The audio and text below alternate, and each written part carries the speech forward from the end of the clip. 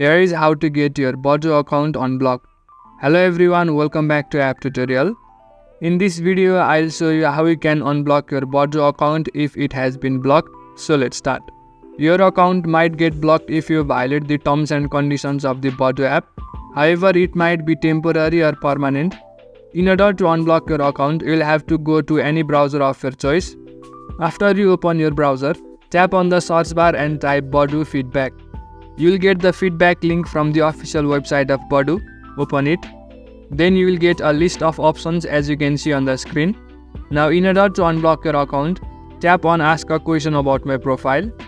Then after write your email address and name.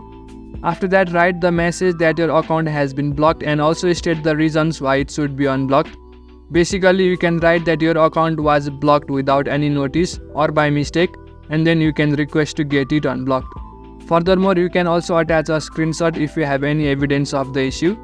As you send the report, the officials will look into your matter and then decide whether to unblock your account or not. If you have not done major mistakes, then your account will likely be unblocked. So in this way you can get your Badoo account unblocked. That's it for the video. Make sure to leave a like if you found this helpful and subscribe to the channel for further videos.